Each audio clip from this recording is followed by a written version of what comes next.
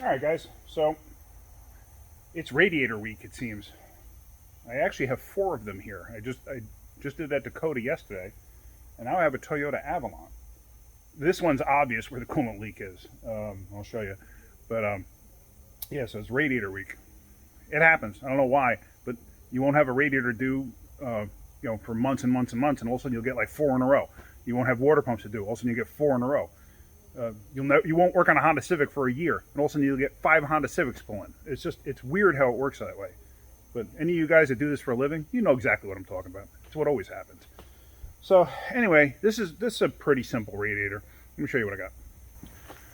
So here it is, older Toyota Avalon. This guy's basically milking it as far as he can. He puts minor work into it. Obviously, this is a repair he has to do, and basically this car's not going to last too much longer, but he just wants to make it last. So let me show you. He came in, and he did a side of the road repair just to make it to us. Apparently, it blew the whole upper neck off here. I'm gonna take the tape off and see what I got. And yeah, I mean, it's a relatively simple radiator. There's really not a lot to it. There's a lower shield I'm going to take off to get the tranny cooler lines off. But actually, looking at it now, I may be able to get to those tranny cooler lines from up top and take them off with the radiator, and then just change it over on a horse, just get everything swapped over to the new radiator. But we'll have to see, because I don't know. It depends on how the fans are held in and stuff like that. So let me start taking stuff apart and see what we got. All right, so let's unwrap the tape and see what we got. Because I'm really just curious as to what they did here.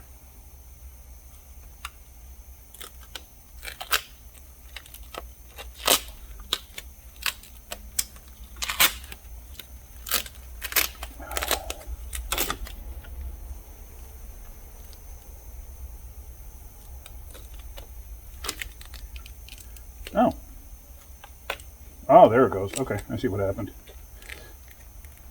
Ugh. Well, at least he must have cleaned off the antifreeze before he put that stuff on there. So the plastic got brittle, and the squeeze clamp that was on here probably had enough tension on it, and eventually it just crushed it. So I have seen that happen. So, all right. So we're going to get on with changing this. So now what I'm going to do first is I'm going to take these upper mounts out. Now I'm not going to film this whole thing. The reason a lot of times I don't film everything as I'm doing it is because I wind up with so many people talking and so much background noise. I have to stop multiple times to do things. So instead of just having that on film, it just makes no sense.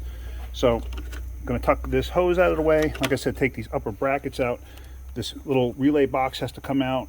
I'm going to disconnect the fans, get the wiring out of the way, and like I said, I want to see, I'm not quite sure how the fans are held in. A lot of times at the bottom, there's just like a slip joint where the bottom just slips in and the top is bolted in. I'm not quite sure. I'll figure it out once I get the top bolts out.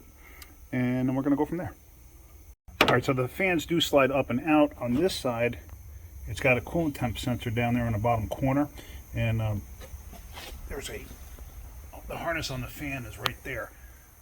So you got to undo that. Basically got to reach down between the alternator and that on this side to get to it. So this one's unbolted, and basically you got to slide it over, if I'm not mistaken, to get it out. Yep, there we go. So now you got a good amount of room in there.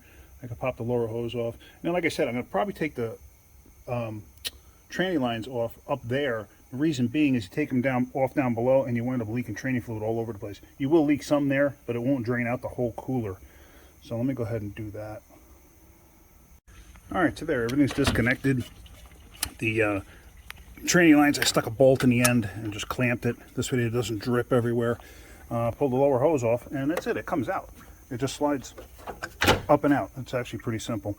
So I'm going to do that, and I'm going to just switch over to tranny cooler lines and install the new radiator. Now, remember what I said yesterday about the mounts for the radiator itself, the lower rubber mounts? Now, if you see on this one came out and is stuck to the radiator, and the other one stayed in the car. Now, the new radiator does not come with them. That other radiator I did on the Dakota did come with them. So you just got to remember to switch it over. Now, if the new radiator came with 2 of them on there and I went to go try to install this, and I didn't realize it, this side would be fighting me, or, you know, I could think it's in and have the whole thing cocked. So that's it. And really the only thing there is to switch over to rubber lines. So let me do that and be done with it. All right, so there we go. We got a new clamp on the lower hose. I got that mount put back over in that corner, and I got the hoses switched off on here. So let's get this thing in place. Oh, actually, I almost forgot. I got to take this out and put the sensor in. Almost forgot about that. All right, so there it goes. It's swapped over. No big deal. It had an O-ring on it. And the new radiator came with an O-ring, so I put that in there. So that's it. Let me drop it in place. All right, so that's down in place, and basically reverse procedure to install. You know, lower hose. I got to put those lines on, and then don't forget to hook the wire up for the coolant temp sensor, the one that comes from the cooling fan back there. So, okay, I'm gonna get that all installed. All right, so I got the lower hose and the clamp is on and tight. The tranny cooler lines are on, the clamps are in place.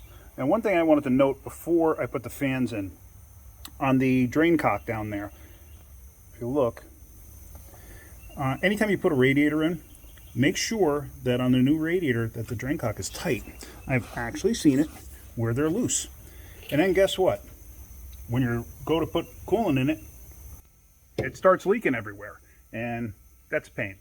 You know, you don't realize it, and then all of a sudden you got coolant all over the floor, stuff like that. You know, as you're putting it in, it starts pouring out the bottom. So just, it's a quick and easy thing, just double check it. Why am I telling you this? I've seen it happen many, many times. So let me go ahead and put the fans in and go from there. All right, so that's in and all together. I did fight with the fans a little bit, and I mean, I didn't have too much of a problem, but some people doing this may have an issue. It might be a lot easier for some of you if you're doing this job. The Camry's the same setup. If you're doing this job, put the fans on the radiator first and drop it in place. You can still get to the tranny cooler lines. It's a little tight, but you can still get to those. The only thing is then you would have to do the lower hose from underneath. So that's something to consider. So now, basically I just have to refill this thing with coolant. There's your fill point. I actually like how Toyota did this. This is a good idea. Usually gets all the air out too at the same time because it's at such a high point on the motor itself. All right, so let's go and do that. All right, so now I'm going to add antifreeze to it. If you guys don't have one of these, it's worth getting. It's a funnel kit, and it adapts to all different radiators and cooling systems. Got a whole bunch of different adapters that come with it. This is actually a combination of 2 of these funnels because I lost a certain adapter for it somehow. So basically, it really does come in handy, and on Amazon, they're only like, I don't know, 20 bucks. So worth getting. All right, so that's pretty much it. I got it filled up there, filled up the overflow, puke tank, whatever you want to call it. And I'm basically going to take it for a road test to make sure everything's good and just double check it. Because a lot of times it'll burp out a little air bubble. Usually I'll drive it and then let it sit, you know, and cool off again. Because then expansion and contraction, you know, you may have to add some to the overflow tank. So I'll do that and it'll be good to go. Be ready to go back to the customer. Hopefully they didn't overheat it. I don't think he did. This guy's actually relatively smart when it comes to stuff like that.